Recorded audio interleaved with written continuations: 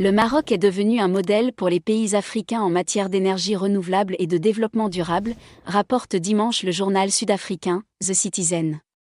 Alors que l'Afrique du Sud s'efforce de trouver la meilleure voie à suivre pour la transition vers les énergies renouvelables, le Maroc, lui, se fait le champion de la révolution verte de l'Afrique et avait même inscrit le droit d'accès à l'énergie durable dans sa constitution, écrit le journal dans un article intitulé « Les énergies renouvelables au Maroc, une leçon ou deux pour l'Afrique du Sud ».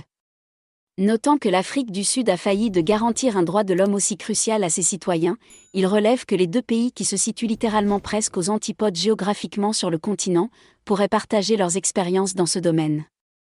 Le Maroc a revu à la hausse ses ambitions pour les énergies renouvelables. L'objectif, prévu pour 2030, sera atteint 5 ans plus tôt, en 2025. La transition vers une économie verte est résolument en marche.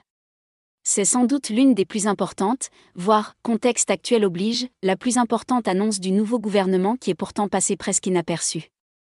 C'est que le Royaume vient de revoir à la hausse ses ambitions pour les énergies renouvelables. L'objectif de 52% des énergies renouvelables dans le mix énergétique sera non pas atteint en 2030 mais bien avant, en 2025, soit 5 ans plus tôt. En passant en revue les différents projets actuellement en cours dans le domaine, montre que l'objectif de 42% du mix électrique, fixé pour 2020, sera atteint en 2022, tandis que celui de 52% sera une réalité dès 2025, au lieu de 2030.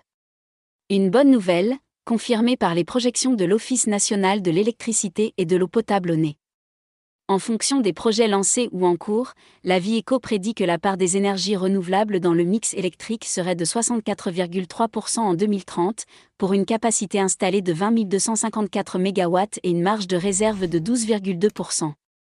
Avec ces nouveaux chiffres, les énergies renouvelables devraient devenir, à partir de 2025, soit dans 3 ans, la première source de production électrique au Maroc devant les sources énergétiques fossiles. En revanche, poursuit The Citizen, l'Afrique du Sud dépend toujours du charbon pour sa production d'électricité et très peu d'une production d'électricité durable, ce qui place le pays en situation de conflit avec les défenseurs de l'énergie propre. En tant que l'une des principales économies d'Afrique, l'Afrique du Sud se doit de contribuer à la révolution verte et de suivre l'exemple du Maroc en tant que partenaire politique sérieux et qui, de surcroît, joue un rôle majeur sur le continent, soutient-il.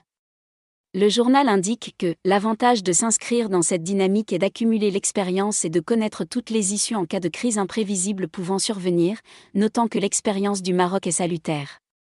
Avec son évolution rapide en matière de croissance durable, le Maroc devrait récolter avec les nations pionnières les fruits économiques du passage aux énergies renouvelables, faisant constater que le plan national climat 2020 à 2030 a été conçu pour améliorer la capacité du Royaume à s'adapter et à accélérer sa transformation vers une économie à faibles émissions. Les politiques climatiques nationales envisagées dans le plan seraient mises en œuvre avec une approche participative, tout en favorisant l'innovation pour répondre aux défis du changement climatique. La qualification des jeunes, la formation et la création d'emplois font partie du plan, relève-t-on.